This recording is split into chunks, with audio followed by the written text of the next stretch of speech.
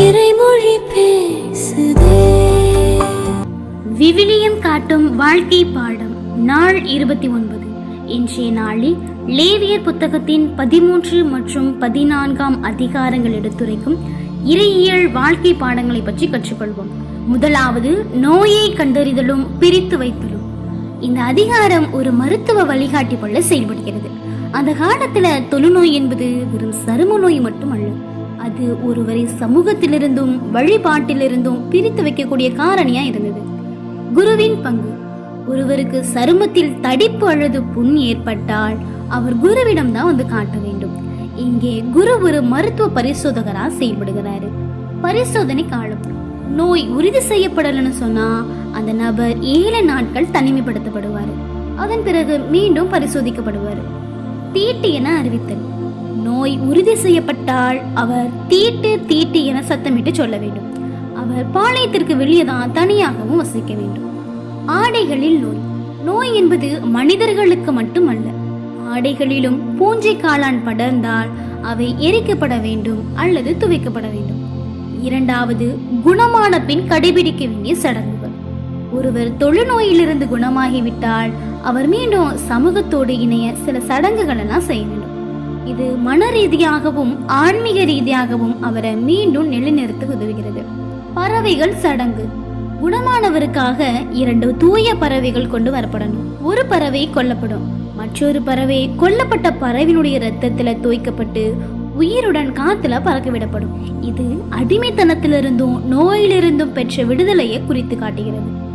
பலிகளும் அபிஷேகம். 8 நாளில் அவர் குற்ற நிவாரண பலி மற்றும் பாவ நிவாரண பலி செலுத்தப்பட வேண்டும். இரத்தம் மற்றும் எண்ணெய்.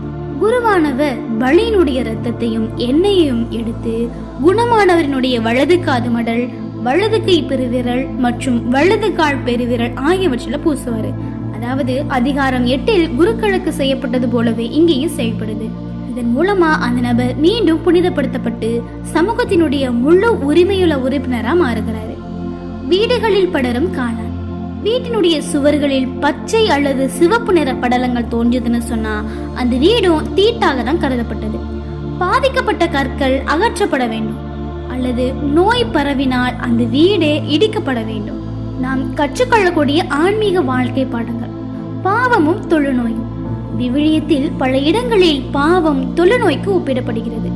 தொழுநோய் எப்படி ஒருவரை தனிமைப்படுத்துகிறதோ அப்படியே பாவமும் இறைவனிடமிருந்து நம்மை பிரிக்கின்றது. சமூக பொறுப்பு. நோயுள்ளவர்களை தனிமைப்படுத்துவது அவர்களை வெறுப்பதற்காக அல்ல, மாறாக பிறருக்கு பரவாமல் தற்காத்துக் கொள்ளணும் என்பதற்காக தான். மீட்டெடுப்பு.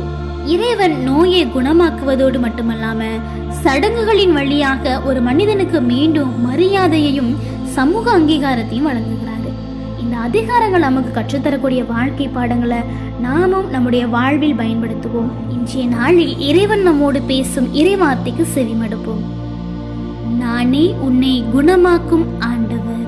விடுதலை பயண நூல் அதிகாரம் 15 இறைவார்த்தை 26. இந்த இறைவார்த்தையை நம் உள்ளத்தில் சிந்தித்து நோயுற்றவர்களுக்காக இறைவனிடம் பரிந்து பேசி இந்த நாளை மகிழ்ச்சியாய் தொடர்வோம். நன்றி.